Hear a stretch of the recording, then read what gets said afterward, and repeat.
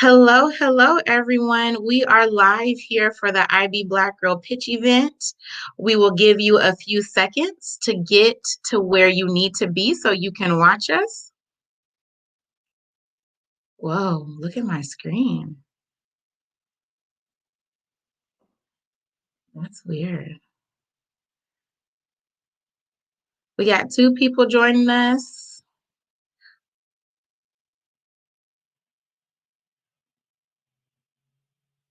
There we go. Honey, technology act like we haven't been doing this for almost 2 years now. Come together. We'll give folks a few more minutes to get situated before we get started. We are super excited to have y'all here with us for our third annual pitch event sponsored by Spreetail. So go ahead, get your drinks, your snacks. We have a fun hour and a half that will go by super quick as we celebrate and acknowledge our pitch event winners as they are vying for a capital investment. So we will get started in about 1 minute.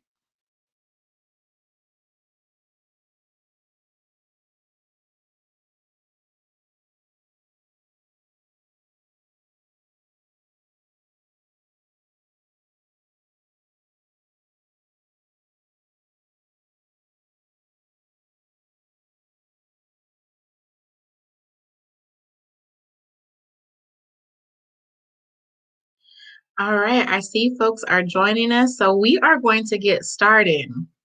Again, we are super excited to have you here for our third annual, now virtual. This is our second annual virtual pitch event for IB Black Girl. So before we get started with the pitch, because we know why you're here, right? I just want to make sure that folks understand the work that we're doing here with IB Black Girl. So 3 years ago, well, I guess almost four now, super organically, there was a need to connect with other Black women, right? Like in these spaces that are just powerful and rejuvenate us and just connect us. And it felt like, that's what we need to do at that time. And so I'm thinking, all right, as we're building that space, it'll be 15 of us for a little Kiki, and it ended up being 100 Black women that came with the catered lunch and DJ and vendors and said, you know what, we need more of this kind of space. And so fast forward to almost 4 years now, we are a operating fiscally sponsored collective. We are fiscally sponsored by the Women's Fund, our partner, to really help us create space for Black women, femmes, and girls to access and reach our full potential. So we use Black with a capital B, right? So recognizing the diaspora and what does it mean as we define our Blackness for ourselves. We use woman and not female, because we understand that womanhood looks different. So this is for cisgendered women, for trans women, for feminine identifying folks. Like we really want those narratives and our experiences to exist. Our DNA is built in the works of people like Bell Hooks and Audre Lorde and Alice Walker. And so when we think about our DNA and where it comes from, we are actively trying to create these Black liberated spaces for women, femmes, and girls. You'll see on the screen our 4 books of work. So we are looking at advocacy and coalition building, which during our break, I'll give you some take actions that you can do around some of the legislation that we are advocating for. We are doing and looking at Black philanthropy and how we invest in socially led programs or social programs led by Black women, femmes, and girls. Our RFP for that is currently out, so visit our website for more information. We're also putting out research and still continuing to create space for Black women, femmes, and girls to connect. And then while you're here is our grow work. So really thinking about economic liberation and entrepreneurship. And so in our kind of grow bucket of work, economic liberation can be tons of different things, right? Like we are advocating around child care subsidies, which can add to the economic liberation for us. But we specifically started to look at Black women founders. And this is because we are the fastest growing entrepreneur segment in the nation. We are building businesses, getting in the bag, adding value to our local economy, but yet people are not investing in us. The systems that exist are not investing in capital resources for us, culturally responsive and appropriate business support services, and creating spaces for us to connect with other like peers and folks in our industry. And so IB Black Girl said, well, we need to do something about that. And so Dale Gines with the Federal Reserve of Kansas City put out some great research a few years ago around Black women businesses in our geographic footprint, as well as nationally, and really started to look at what are then the accessible ways we can chip at that, knowing, right, that we're growing these business, but have these disproportionate inequities that we're experiencing. And so for us, our grow work is really around investing capital. So that's why we are here, right? Folks are pitching for that capital support. We also provide wraparound business services. And so we are launching our Business Catalyst program this year, as well as connecting other Black women founders to support services like understanding your financials or what is your value proposition.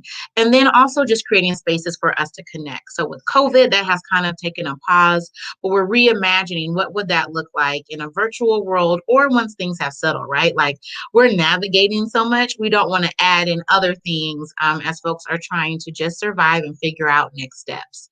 And so that is our IB Black Girl business portfolio and work. And we're super excited to be able to showcase part of that with you all today. So I would be remiss if I did not thank our event sponsors. I should say that we fundraise every single dime that we get, okay? I should also say that we are a volunteer-ran organization and we do not get paid. So that means everything that we raise goes right back into community. Now we are working to change that because Black women deserve to be paid for their work and their intellectual capital. However, this is where we are right now. And so without our event sponsors, this would not be able to happen. So thank you to Spreetail for their investment and partnership into this work. We are also providing prize packages to each of our pitch contestants. And so that looks like photography and video for their products and services.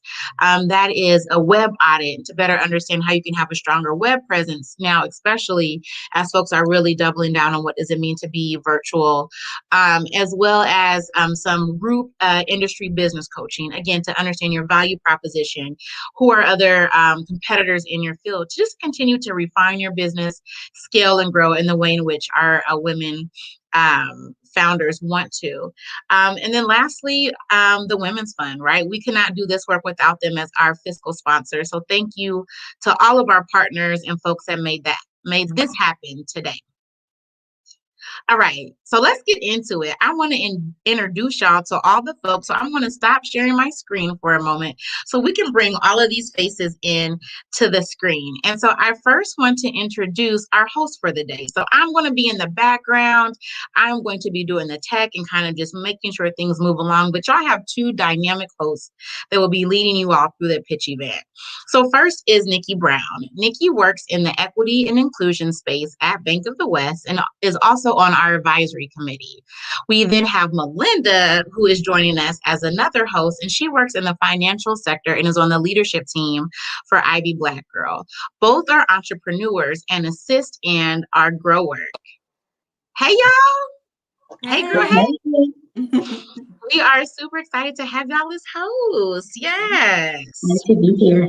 Black Girl. So, yes. Ping the merch. Absolutely. You can look like Nikki today if you go to our website. Yes. And so outside of our host, right, we have to have evaluators.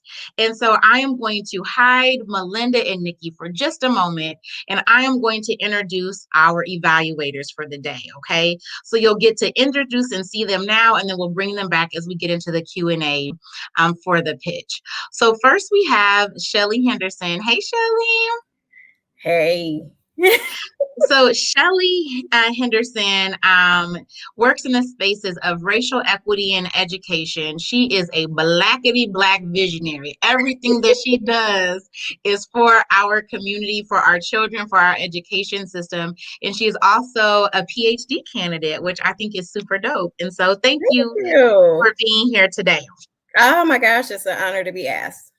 And you know what? Shelly was one of the first advisory committee members as we were building this out. Oh, yeah. Yeah. So good times.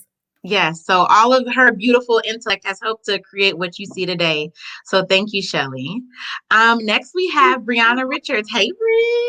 Hello.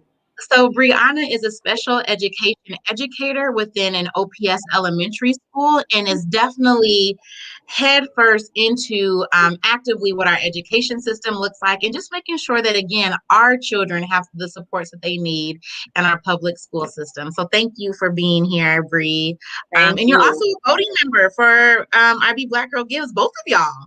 So like lots of tentacles into our work. And then lastly, we have Mother Deb. Let me go on and bring Mother Deb into the screen. Hi. So if y'all don't know Mother Deb, y'all are missing out. She is a thought leader in the arts and culture sector and is really transforming just the arts and culture sector in general, but specifically for us. When we think about what is our storytelling, what does that look like from visual arts to public art? Like, so all of these spaces, Miss Deb is in that. She is advocating for us, pushing dollars for us, creating platforms for us. And so we're super excited to have your expertise and vision here with us today. Thank you, Ashley, for inviting me. And I'm really honored to be able to be in this space with these amazing, amazing women. So I've been supportive since day one, and I'm just glad to be here. Thank you so much for the invite. Of course. So I'm going to take our evaluators off camera because they are going to be in the background hearing all of this great information, and they will be joining us again once it's time for Q&A. So let's bring our host back because we're ready to get into this pitch, right?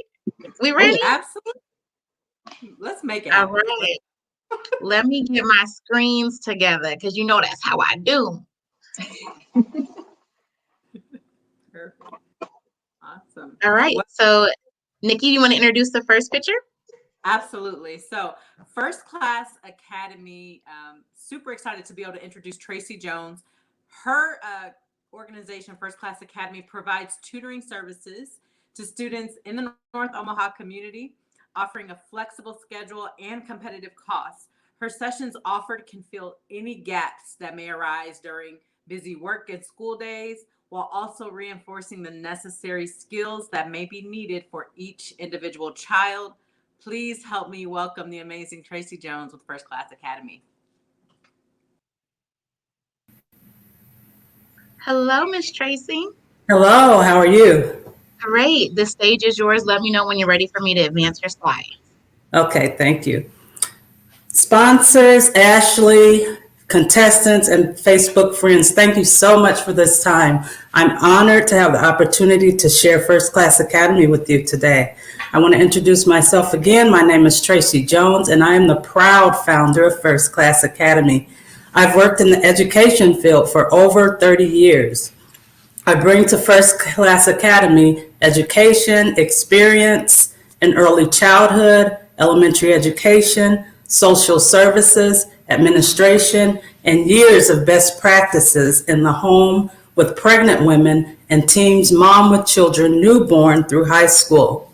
Most recently, the last 6 years, I've been in the elementary classroom and I've really enjoyed that. First Class Academy started as a tutoring program that provides services for women with children ages preschool through second grade, offering both one-on-one and small group sessions. During the pandemic, First Class Academy broadened its services to help children in middle school as well with the virtual learning.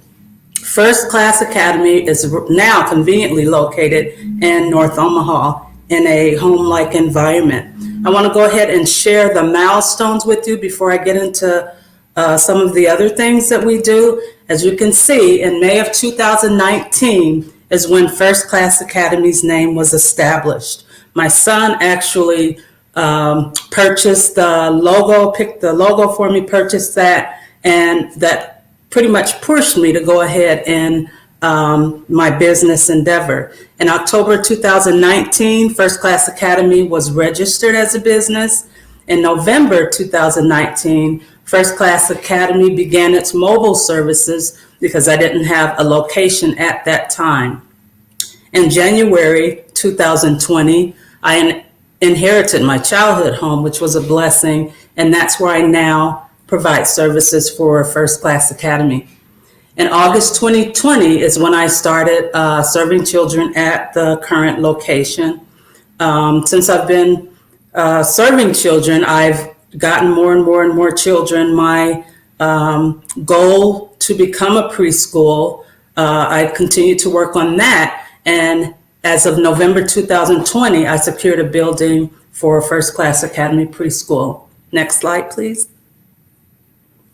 Some of the problems that are solved, I feel, not just with the tutoring program, but also the preschool program. I think strengthening skills in education, early education, I feel is very important. So both in the tutoring and also preschool program, we'll be doing that.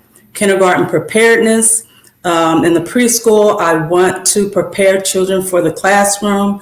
I've seen in the last few years where children, not just children, but women come to kindergarten not prepared for what the learning environment will be.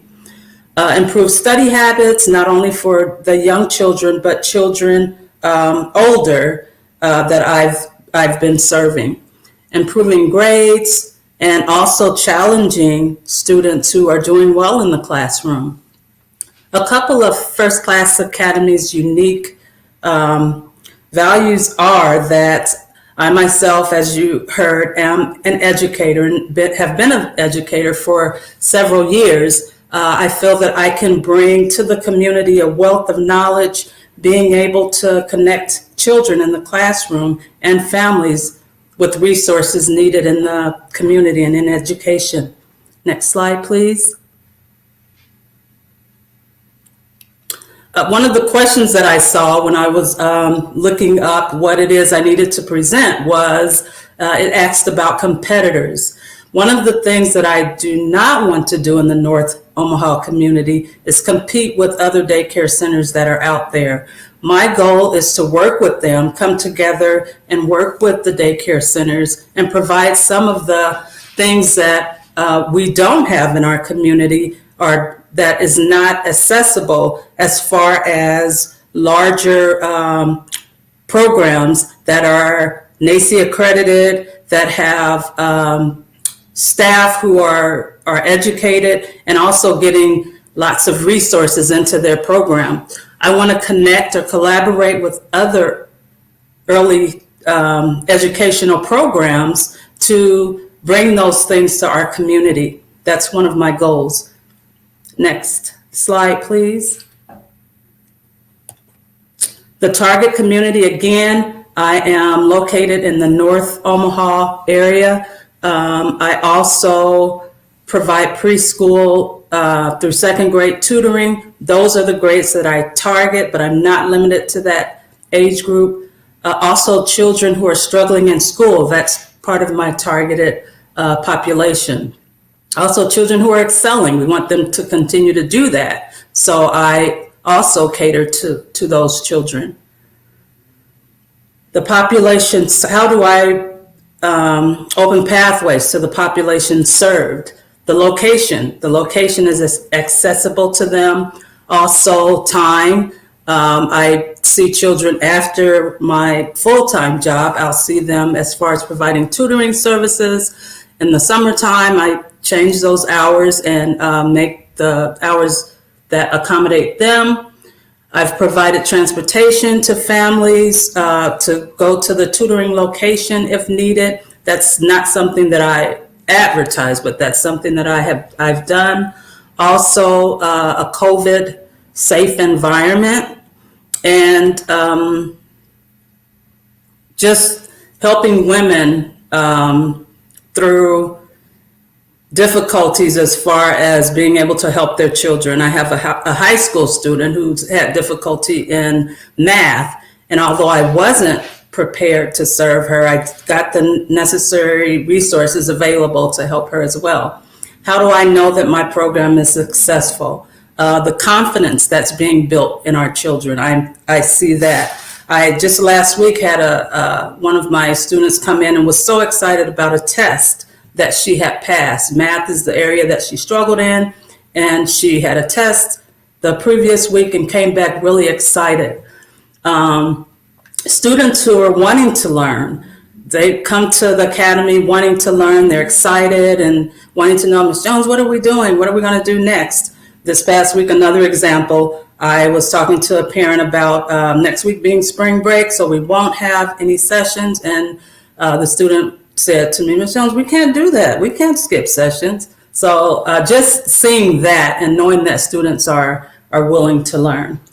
Next slide, please. The cost structure for the program, I have here February's cost structure. And as you can see, right now I'm not a very large business at all. So the money that comes in goes mostly to the operational cost. That's paying the bills, MUD, OPPD, the cable, phone, the website. Snow removal was big this month. I didn't anticipate that, but just the necessary things. So sorry to interrupt, Miss Tracy, but it is time. All right. So now we will open it up for questions. So I am going to stop sharing my screen and I am going to bring in each of the judges. We have 10 minutes, up to 10 minutes to ask questions, okay? We will also take questions from the audience. So audience, I can see the chat. Drop your questions in. We will also pepper those in with the judges' questions. Thank you, Tracy, for your presentation. My first question is, where are you located now? I'm located 1 block south of 30th and Lake. Okay, thank you. I also had a question. I am just interested in hearing more about if you have a team or if it's just you, and then maybe some of the qualifications of your team. Right now it's myself and I have an assistant. I have an assistant that works along with me who tutors, who also works in an elementary classroom.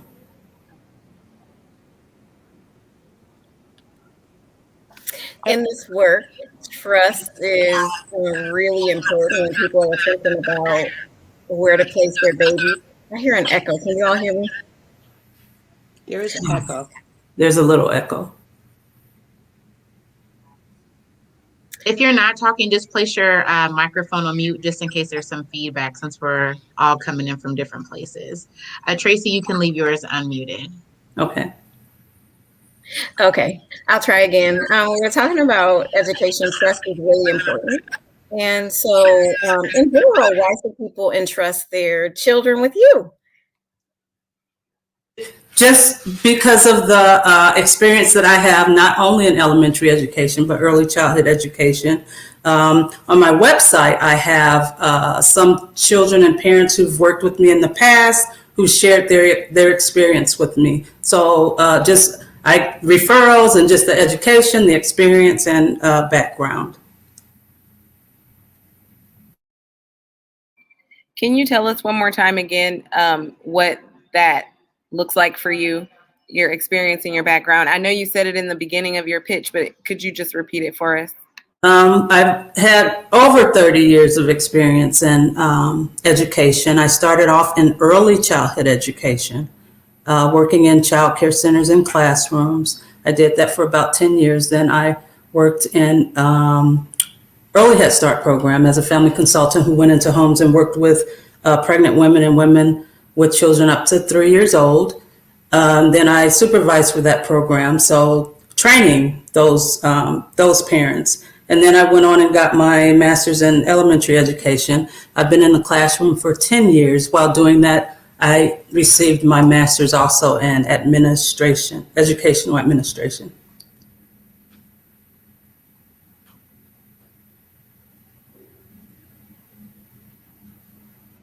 And we still have about 7 more minutes for any more questions. If you are in the audience and want to send those in to the comments, I did have one from Anika Johnson who wanted to know, are you CPR certified? I am not yet. My CPR certification has run out. I am currently looking for classes that I can take. I learn best hands-on. So I've been looking for CPR classes during the COVID that's hands-on instead of online. And there is another question that I added to from our chat from our virtual audience. It said, what are the fees for tutoring? Is it an hourly or monthly cost? It's an hourly cost. Do you want to walk us through maybe your fee structure around that a little bit and kind of how you set it? Yes, it depends on the family. You're more than welcome to email me, and it just depends on what the child needs, how long the child stays, the parent's circumstances, all of that is taken into consideration. And then we have one more question around what is your area of specialty in tutoring? Reading and writing. My question is your assistant CPR certified? Is there anyone in your organization that will be in direct contact with the kids that does have that certification? Actually, I am going through the licensing program, so I have to be CPR certified for the preschool program. As of now, the tutoring, there is no one as of now certified in that area. Okay. I did have a question about the preschool part. Do you have a sort of indicator of success for that program, or a curriculum that you are looking at, or anything like that? For the preschool, yes, I'm looking at the high scope curriculum. Yes. Who is currently providing funding for you? How are you funded now? And do you have fee-based, will you have fee-based services? Will some clients be paying? I am not funded by anyone now. I will provide services to families that receive subsidies. All right, so with families who are receiving subsidies, that's my main target. So Title 20, all of those services. Okay, thank you. You mentioned earlier some of the measures you're taking around COVID safety, and thank you for that. But we also know how important social emotional development is.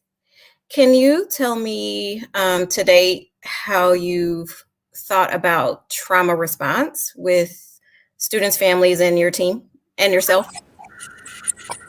I work with two young ladies who do very well. Liz Anderson, I don't know if you know Carrie Ivy, who I use a lot to refer families if needed.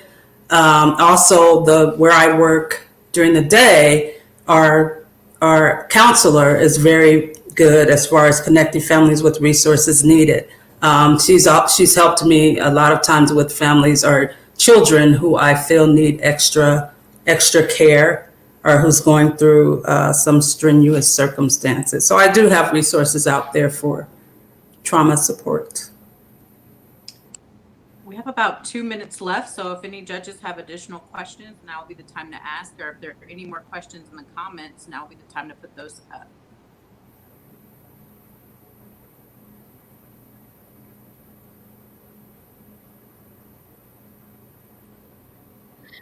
I have another question. So, if awarded these dollars, this investment, how do you plan to use those dollars? So I didn't get to finish my spiel, but one of the things that's holding me back is like I said, I have a building, but things like the zoning, I have to apply for a special use permit. I have to have a FEMA-approved storm shelter. There's painting and there's renovations that have to be made. So those are the things that I will use those funds for. Perfect. Any last questions or comments? It looks like we don't have any from the chat, but we have about 60 seconds left remaining. Good, judges? Well, Tracy, we thank you so much for sharing your business, your passion, and appreciate your presentation. Thank you.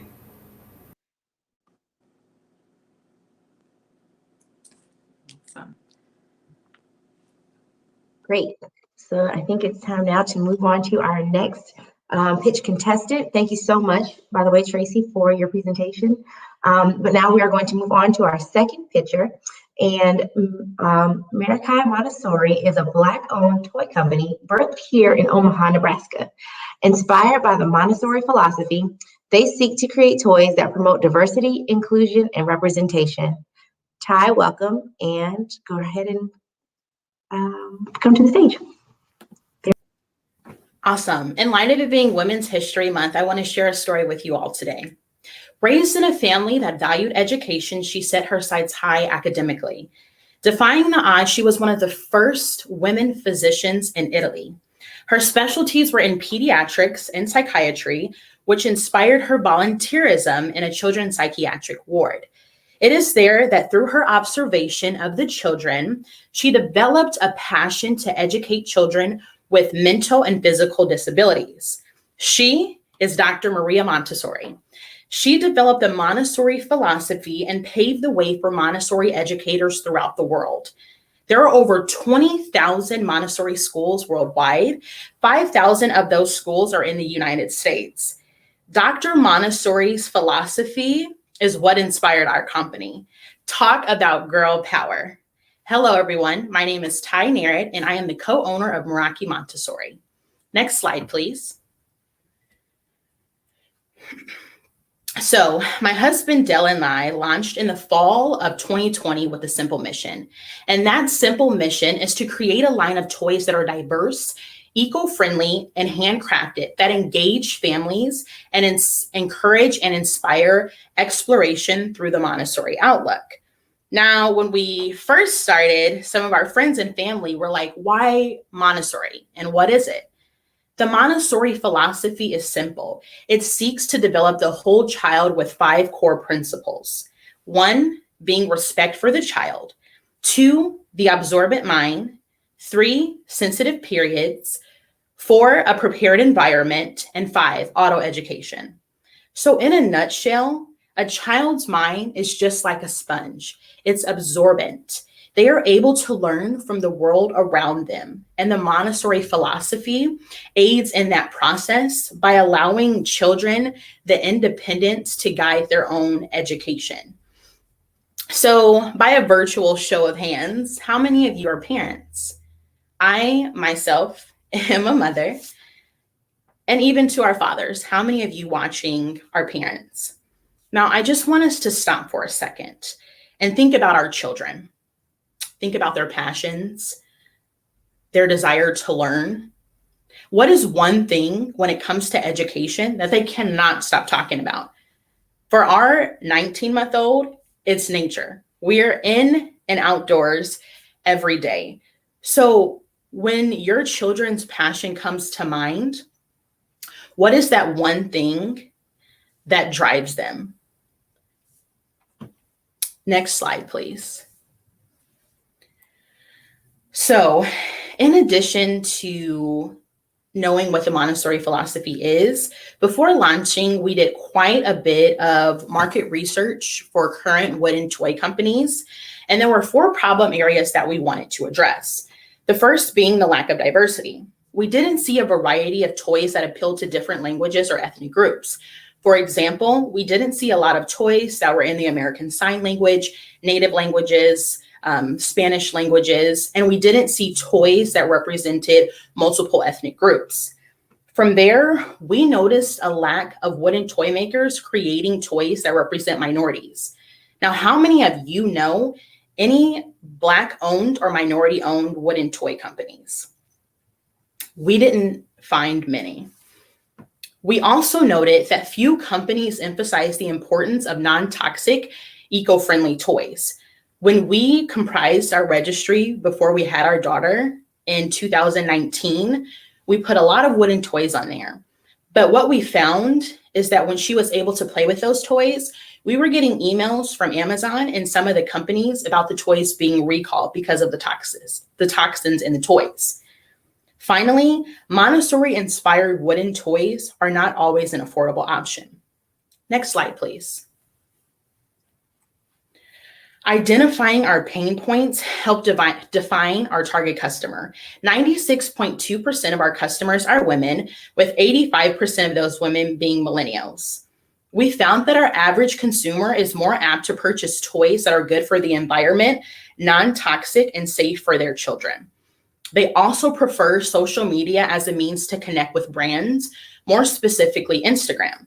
So right now, we currently engage our customers through Instagram. We utilize Instagram Reels, Instagram posts, and Instagram Live videos.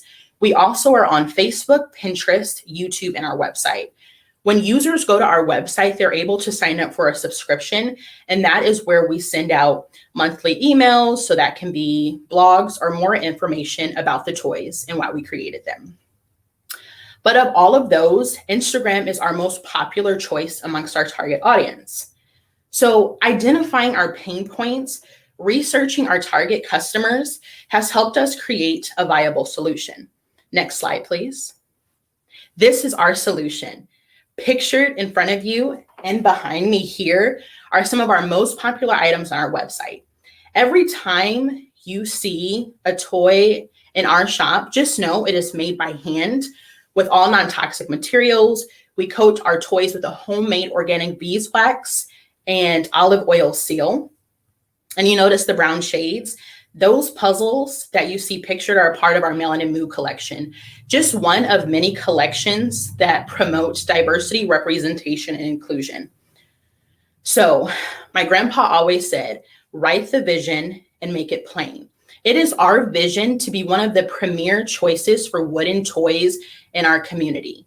We are currently located in 2 Omaha stores, Made in Omaha Countryside Village location and their downtown location. We are also going to be in a Lincoln mom and pop shop next week. In addition to that, we've been working with a lot of local daycares in the inner city to supply their classrooms with our toys.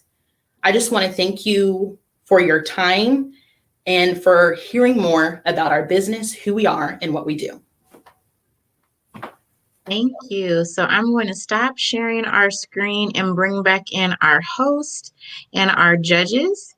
As a reminder, you will have 10 minutes to ask questions. I'll be keeping time in the background as well as monitoring the chat. Wonderful. Judges, if you have questions, go ahead and. I have a question. Thank you so much for your presentation, Ty. Thank you. I'm trying to do the puzzle, right? Yes. I'm a little bit fascinated with that.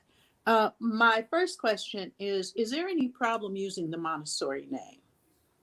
So we haven't had any problems as of yet, because we say in our mission and on the language of our website that it is inspired by the Montessori philosophy. So it is noted that every toy on our website isn't necessarily Montessori, because we do just like making cool wooden toys. So we haven't had any issues just yet. But I will say, to that point, we did work with local Montessori directors, and we interviewed them, and a lot of the creation of our toys and design are based on some of their feedback. Well, let me double back. The reason I asked that is that I belong to several different art groups and even some craft groups, and they've gotten a lot of pushback on using their name, and some have gotten some really ugly, nasty grams. Mm-hmm. So you've got such an incredible thing here. That was the first thing that came to my mind, to build it up on a name and then have to suddenly switch. So. Yes. And to your point as well, one of the things that we did look at, because I resigned from my job to do this full time, and I'm very passionate about education, as is my husband. So we have looked at investing in me to get my certification so that we can further our credibility.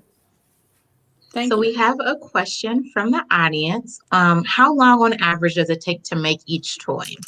Yes. So what we try to do is create our toys in bulk.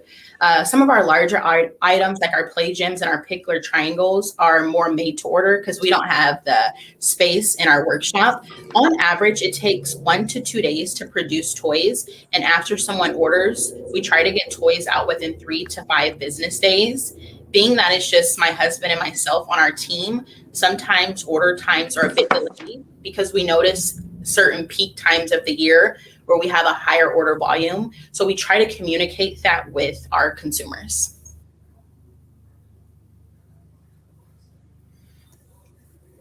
I have a question. So if I order toys for my 7-month-old grandson, I am already thinking about price point. What is that going to cost? And cleaning instructions because he will chew everything. Yes.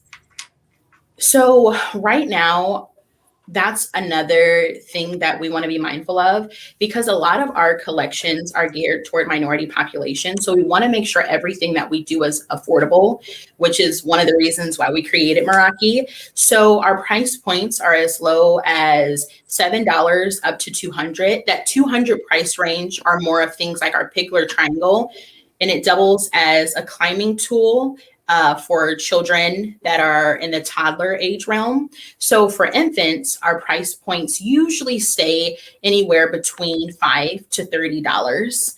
And then we also put like on our thank you notes and in our marketing that the toys are non-toxic. So our 19-month-old is at a stage where she's eating everything.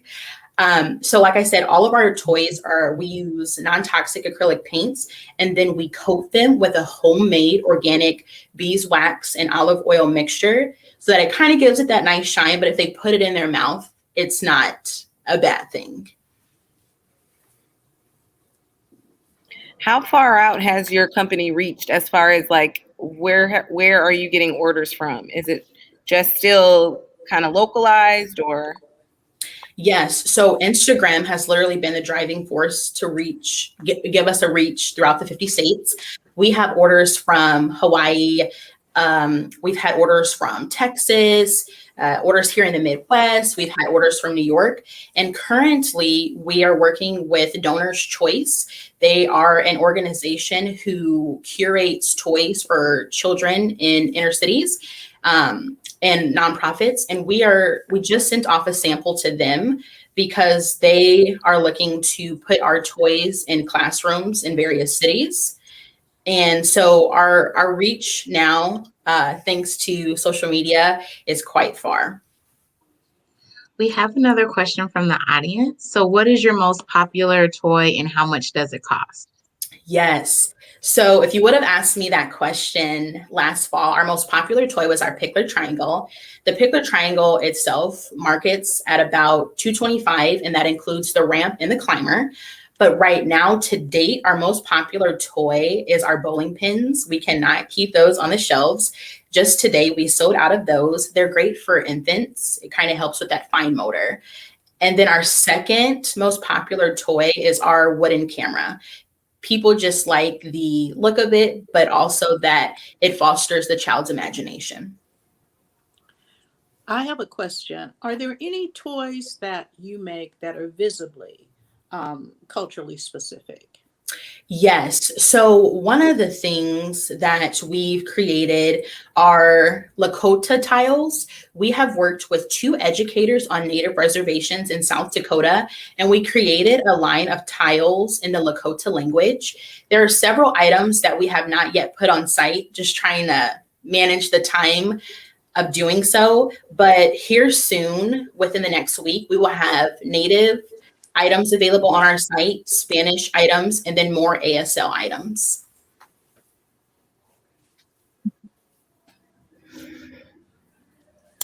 Do you have another question, Ms. Deb?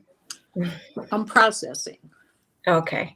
I was processing too, and specifically interested in toys for my Black children and grandchildren, but I don't have a question about that. My question is about the business model.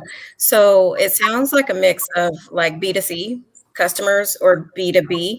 Can you tell me a little more about your revenue goals and if the business to customer model will get you there or the business to business model might get you there? Sure. So when we first started, we started in light of the pandemic. So we were fully e-commerce, but we are also now, as I mentioned, in almost 3 retail stores. So what eventually, with our current revenue model, most of our revenue is generated in online sales. I think that's just the world we're living in today. And of that, a small percentage has been in in-person sales, like pop-up shops, etc. So our goal, just want to make sure I get it all out, for the future is to continue e-commerce, but we also see ourselves as a brick and mortar.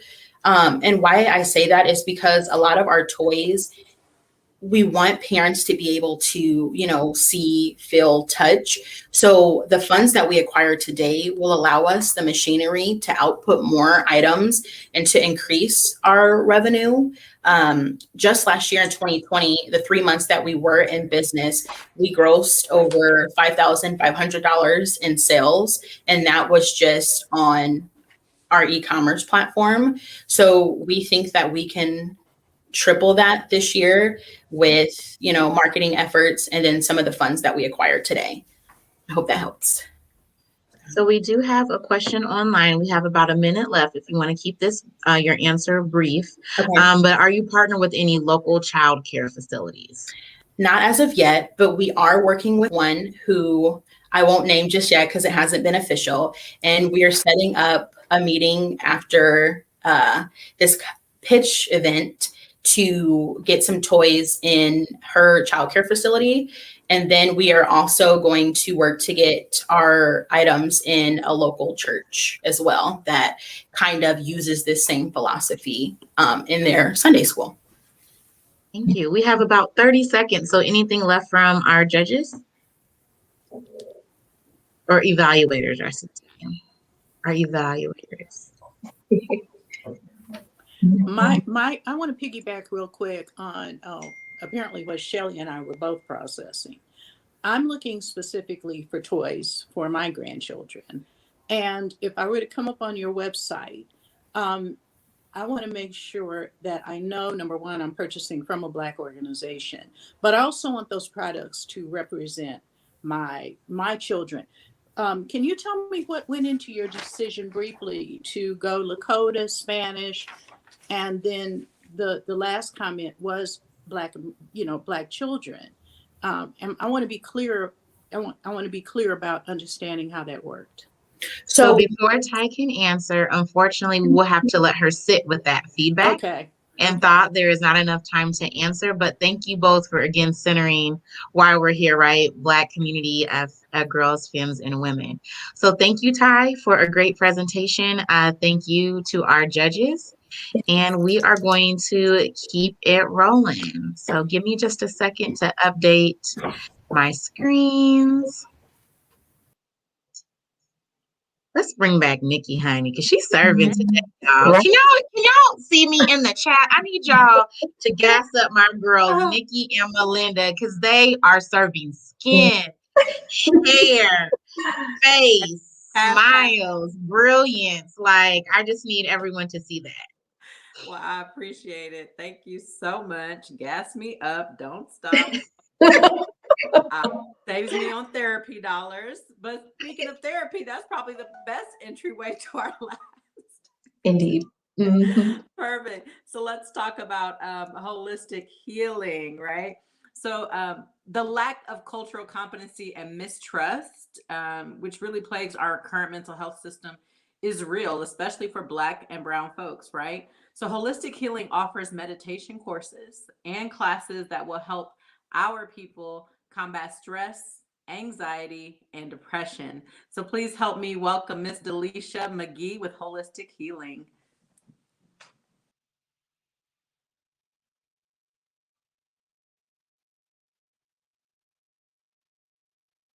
Delisha, you are muted. Let me unmute you. All right, go ahead and start. Nope. Hold on just one second. I'm going to unmute you. you don't do it. Yes, thank you. Okay. Thank you everyone for having me. I appreciate it. I am grateful for this opportunity. So I will be presenting Holistic Healing, Mind, Body, and Soul, LLC. Holistic, you can go to the next slide, please. Holistic healing, our vision is just to encourage youth to speak out to break generational trauma. And our mission is to provide insight and coping skills in a therapeutic manner. In regards to holistic healing, we are a trauma-based therapy service to youth by encouraging them to speak out in regards to breaking the generational trauma and providing a safe space to them in regards to speaking about their abuse, bullying, neglect, and mental health to break the generational trauma. Next slide, please. Hello, my name is Delisha McGee, a provisionally licensed social worker and mental health practitioner. I am the founder and owner of Holistic Healing, Mind, Body, and Soul. Holistic Healing was established in June of 2020. I have worked in a child welfare for over 6 years to include visitation, child protective services, and forensic interviewing. During my time in child welfare, I had the pleasure of working alongside community services to assist families and youth with various services to include therapy. Next slide, please. It was during this time I realized that majority of children are put on wait lists, caregivers struggle with transportation, and many of our children within the system, our minorities, do not have a therapist or a counselor that looks like them in our community. During my employment with Child Protective Services, I had the opportunity to receive my master's degree in clinical social work. At this time, as a solution, I knew that I can use my experience, skills, and education to begin a change in the narrative surrounding youth mental health, and not only the Black community, but also youth without access to services. During my time as a forensic interviewer, I noticed that it was a relief on the Black youth faces when I interviewed them. It was an instant, okay, she know what I mean. I felt excited for the youth to be able to share their experience with me and begin their healing journeys. Holistic healing will begin to assist with issues surrounding low income and lack of insurance families needing therapy services. Being a Black therapist, I aim to provide education to the community regarding mental health and the importance of therapy. Also, while providing those therapy services, I want to make sure that they have someone that looks like them. Holistic Healing plans to educate the community by providing group therapy for youth, also meditation, speaking with school staff, working alongside counselors, and speaking at community engagements as well. As well as speaking at community engagements, I have had the opportunity to complete an interview regarding destigmatizing mental health in Omaha, Nebraska, as an online campaign with What Makes Us. During this interview, I was able to share my professional and personal experience in regards to therapy. While in my master's program, I began to feel a bit anxious and anxiety-ridden. As women, we know that we multitask and really often lack self-care. This is when I knew I need to seek out therapy assistance. Choosing therapy was not hard for me to decide, but finding the right therapist was very difficult. For a long time, I wanted a Black therapist, but oftentimes learned that they either had long wait lists or they were not taking on new clients. I was finally able to find a faith-based therapist, but she was not of color. This just reinforces the need for more therapists of color.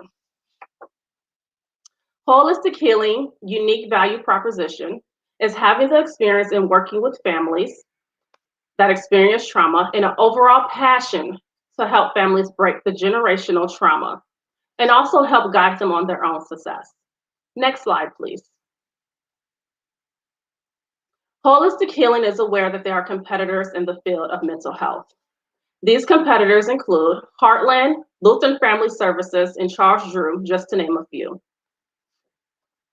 These competitors are successful in working with individuals in various backgrounds, ethnic groups, and various languages, and from low-income communities. As stated previously, my competitors have large caseloads and are often on wait lists. This leads to a lack of follow-through with their clients and trust. Next slide, please. This investment will help holistic healing in the future by funding liability insurance, which is needed for me to practice in order for myself as well as a professional to avoid any litigation, which I plan to do this under the National Association of Social Workers. This will also assist with my membership with that association and any other therapy trainings, as well as credentialing and furnishing a therapy office. Holistic healing is currently in the process of credentialing with Medicaid, with an average reimbursement of $70 to $200 for a 45 to 50-minute session. Holistic healing services are affordable, local, person-centered, this allowing youth to focus on their healing in a safe professional environment, while also providing education to the community on the importance of therapy services in their minds, bodies, and souls. So let's work together on your healing journey. Thank you for your time.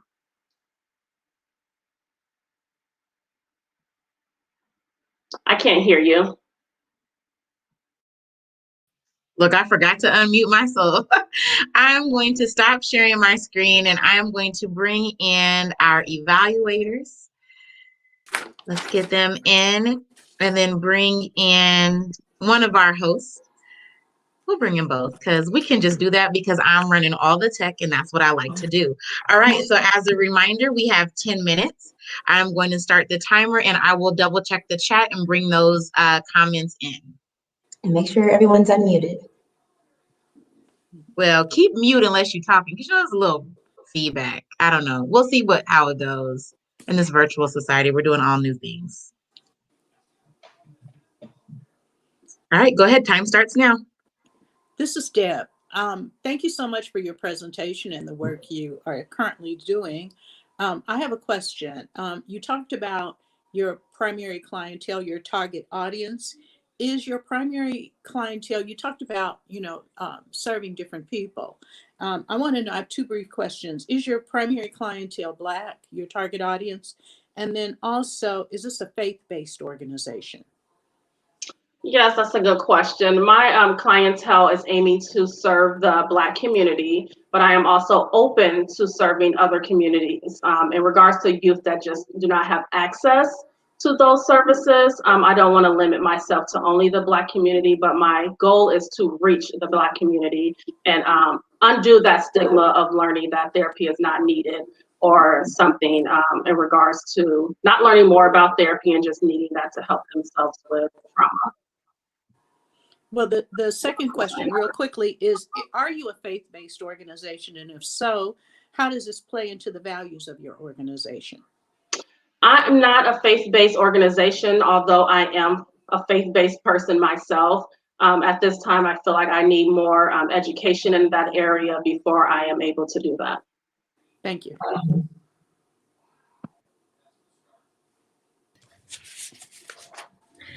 I have a question about the target client as well. I'm wondering if your clients will come from referrals, partnerships, both. Can you say more about that?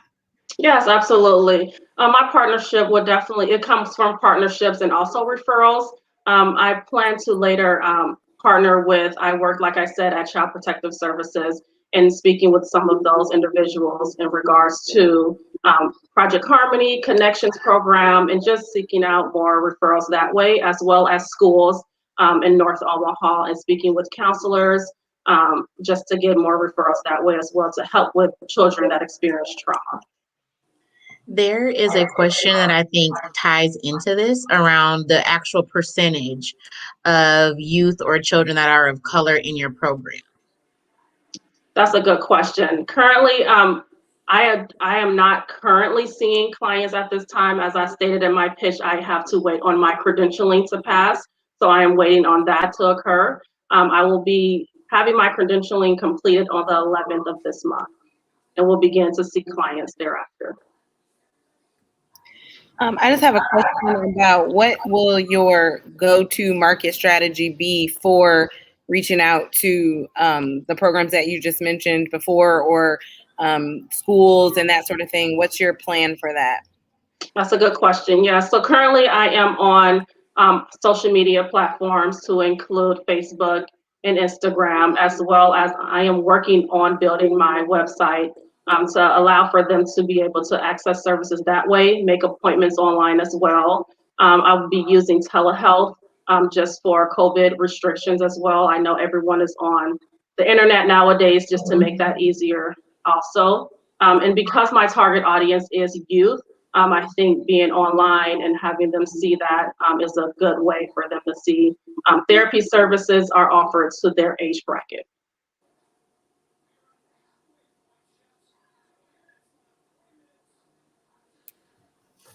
And forgive me, but not for not recalling. Is it primarily therapy, group sessions? What would the array of services look like for these Black adolescents? Good, yes. So that will be therapy services with different modalities, as well as meditation, group therapy services as well with the youth, and just partnering with community organizations to get the word out in regards to changing the stigma surrounding mental health. As I stated in my pitch, I had a campaign that I completed an interview to teach others about destigmatizing the mental health in Omaha, Nebraska. So I want to really get the word out to the Black community that therapy is important and that we need to think about our own mental health.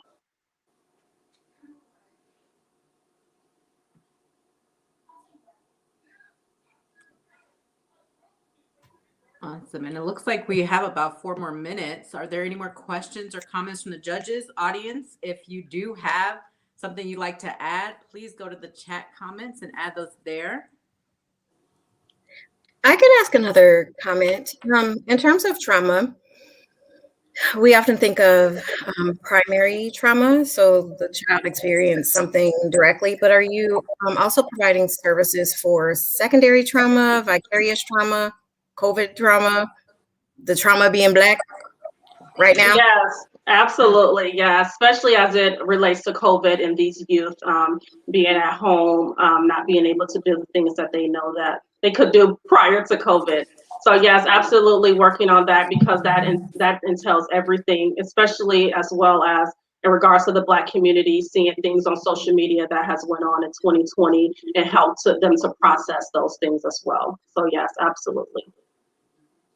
How many clients do you intend to serve? What is your goal for that? Yeah, so I do work full-time right now. My vision is to do therapy full-time at some point. So when I am full-time, I plan to see at least 15 to 20 clients if I can. Okay. And that's virtually and in person. Okay.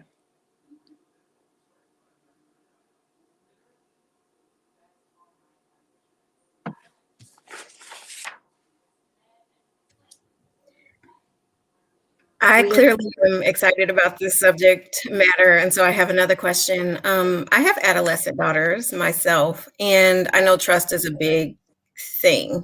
They won't just talk to anyone, honestly. So why you, and how do you go about establishing trust so that young people open up to you? Yes, that's a wonderful question. And that's something I've really been thinking about because I know teenagers are really tough. And just in my profession and working as a forensic interviewer as well, I've seen that all the time. They would just sit there and not say anything for a long time. And I know that silence breaks that a lot. Just showing up each and every time and seeing that you are not giving up on them, I think is very important. And having them just continuously come back, I think is the start of building that trust. Once an adolescent comes into my office, I do not start immediately talking about things that relates to trauma. I want to get to know them first. I want to hear their story, and I want to build that rapport with them. So, and just also, like I said, having that experience in speaking with youth, learning their lingo and their language, and just making them feel comfortable. So with that, thank you so much for the presentation. We are at time. And so I am going to take our evaluators off screen. Evaluators, feel free to jump into our other Zoom room so that you can start to deliberate. And I will kick it over to Melinda to tell us next steps. Thank you, ma'am. All right, wonderful. And again, thank you so much to our evaluators and to our phenomenal, everyone's phenomenal, all the phenomenal ladies. But the pitch contestants, great job. Thank you so much for sharing your vision and passions with us. So we're now going to move to our break. The evaluators will deliberate and we will take a brief 15-minute break, and then we'll come back together and announce to you our winners. Yes, so we will leave this up. Stay with us. We're going to put ourselves on mute. You'll see my screen show, and that is it, but we will be back. So thank you. Thanks.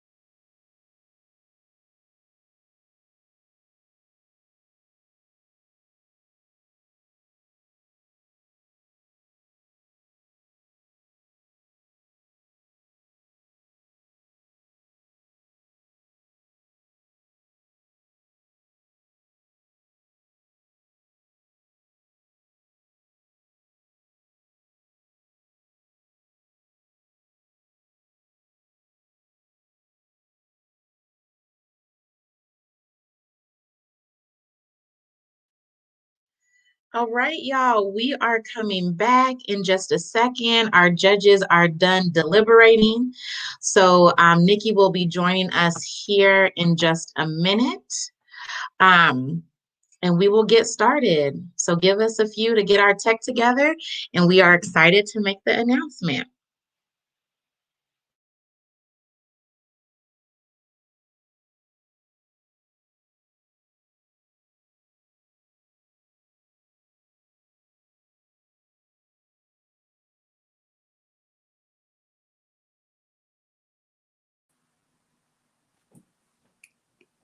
Hey, Nick. Hey. The floor is yours. Thank you so much. And thank you all for staying tuned during that break. I know you all are anxiously awaiting to hear who has won what money, where it's going, and all of those good things. But before we go there, I want to first really just thank the judges.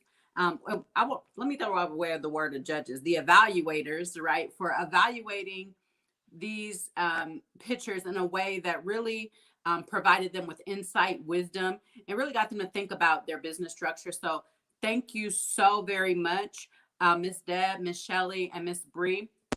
We also want to thank our sponsors. First of all, Spreetel for being our event sponsor on this pitch. And as a reminder, we do have 3 more pitches over this month, commencing again on the 20th and 2 on the 27th of this month. We also want to thank Bank of the West, Centris, and Millwork Commons for being our prize package sponsors. As a reminder, the first place winner will receive $5,000 capital investment. Our second place winner will win $2,000 capital investment. And our third place winner will win $1,000. And what does that mean? We live in abundance. Everyone walks away with something. And that's very important to remember here. And lastly, thank you so much to our fiscal sponsor, Women's Fund of Omaha, for helping us do this work. Also, in addition to the dollars, the investment, these pictures will, the prize packages also include group business coaching based on the industry. So they will get coaching to help expand their business models and really fine tune that. They will also get new product videos and photos, as well as a web presence audit to help expand their presence in e-commerce, if that is a choice, and their online branding. In combination, we will be investing more than $70,000 in all of those women that will be pitching this month, which is huge. That is 12 Black women-owned businesses that will be getting invested in over this month. And let me also add that all of our vendors that we are using to partner with are Black-owned businesses as well. So we are blackity, blackity, black. Blackity, black, black. Proud, right? Because if no one can do it, Black women can do it, right? So with that being said, I am excited to announce the order of winnings. And I'm going to actually start with our third place winner. We want to thank you so very much to Miss Tracy Jones with First Class Academy. Thank you so much for pitching today. You are our third place winner and have won a capital investment of $1,000. Thank you so much. Our second place winner, thank you so much for pitching and sharing with us and also reminding us of the value of therapy in the Black community. I want to thank you to Miss Delisha, Miss McGee at Holistic Healing. You are our second place winner, winning a capital investment of $2,000 in addition to other prize packages. Which means in first place with a $5,000 capital investment, we have Meraki Montessori, Mrs. Ty Narid, winning there. So there she is on screen. How are you feeling? She's going. She's feeling good. There we go. Check. I'm just so nervous, excited. Awesome. Well, thank you so very much for pitching, and thank you to everyone who joined online on our streams. Once again, as a reminder, please join us again. Same time, different day. That will be on March 20th, right? So I'll turn it back over to Ashley. Thank you, Nikki. And again, thank you to all of our evaluators and pitchers. I just want to name, right, that we do everything within love and abundance for Black women. And so something that you will see was a difference this year. thank you to the great point of view and perspective of Nikki is, why do we have all these folks pitching for money, right? Like, and we have a limited bucket. So we know that we need more capital than what we're able to give. And so why not have the 3 finalists be able to walk away with something? Because again, we're coming from abundance. And so you see that change. Our evaluators have great feedback that we will be giving to all of the pitchers after this around. Again, how to keep refining your business, and not because we don't see value in what you all are doing. Inherently, there is value. Our goal is to help you reach your full potential and success based on what you say. And that's what we're here for. That's why I Be Black Girl exists, for Black women, femmes, and girls. That's why we do this. So again, we just thank people for trusting us with this process, for engaging your time and your expertise, and know that this is from a place of love and support always and forever. So with that, before we go, right, like we are about investing and we about that action. So we need you to be about that action right now. We are leading on a bill that expands natural hair protections in the workplace.